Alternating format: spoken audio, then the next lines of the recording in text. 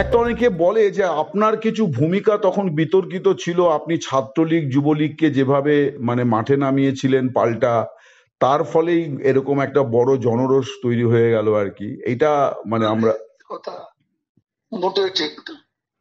আচ্ছা, আমি কখনো বলিনি যে ছাত্রলীগকে এই অভ্যুত্থান দমানোর জন্য। সেটা লন্ডন থেকে আমাদের এক ব্যারিস্টার নিজুম মজুমদার ও ইউটিউবে কথা বলে, ও তখনকার ভিডিও নিয়ে সেটা প্রচার করেছে মাস তিনেক আগে।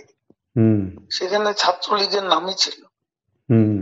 বিভিন্ন বলা হয়েছে ওই দিন ছাত্রলীগই যথেষ্ট, এ ধরনের কোনো বিষয় ছিল না আমার বক্তব্য।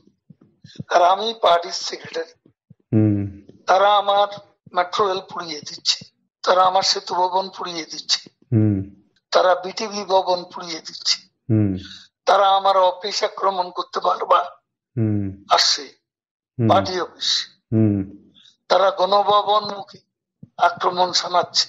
তো সে সময় আমি কি আমাকে সেভ করব না? আমার দলকে সেভ করব না? আমার নেত্রীকে সেভ করতে হবে না? তখন সে সময় আমি পার্টির সেক্রেটারি হিসেবে আমার উপর সময় আরোপিত যে দায়িত্ব, সে দায়িত্ব আমি পালন করেছি। এটা যে কেউ করতো, আমি ওই জায়গায় আমার জায়গায় অন্য কেউ থাকলে তিনিও সেটা করতেন। আপনারা 15 বছর ক্ষমতায় ছিলেন, এত বড় পার্টি, আপনারা দেশ তৈরি করেছেন, আপনারা বুঝতে পারলেন না যে এরকম একটা জনমত তৈরি হয়েছে? এটা কেন হলো? এটা একটা আকস্মিক উত্থান। এটা তো শুরু হয়েছে কোটা দিয়ে, শেষ হয়েছে এক দফা। হ্যাঁ, কিন্তু এটা কি একদিনের পরিকল্পনায় হয়েছে নাকি দীর্ঘদিন ধরে? একটা ষড়যন্ত্রমূলক ঘটনা, একটা বিস্ফোরণ হয়ে গেল। সেটা ইন্টেলিজেন্সের একটা ব্যর্থতা তো ছিল, এবং এটা ব্যর্থতা ছিল না এ কথা তো বলা যায়। আপনি জেনারেল সেক্রেটারি হিসেবে কি কোনো দায় নিচ্ছেন এই ঘটনার? যেহেতু আপনি জেনারেল সেক্রেটারি, ওই সময় 3 বারের জেনারেল সেক্রেটারি, আপনার উপরে দল মানে আপনার নেত্রী আপনাকে, আমার নেত্রী যেভাবে নির্দেশ দিয়েছেন সেভাবে আমি কাজ করেছি।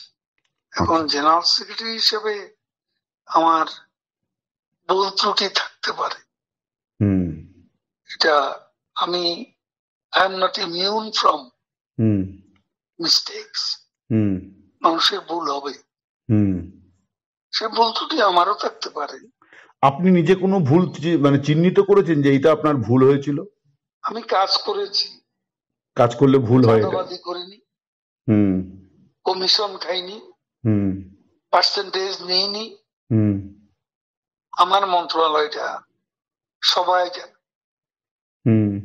তারপরে বাংলাদেশ আওয়ামী লীগের কমিটি গঠন করতে কমিশন নিয়ে কাউকে পদায়ন করিনি, চাঁদাবাজি করিনি। আমি সেই দিক থেকে নিজেকে একদম নির্দোষ বলে আমি নিজেকে সাব্যস্ত করতে পারি।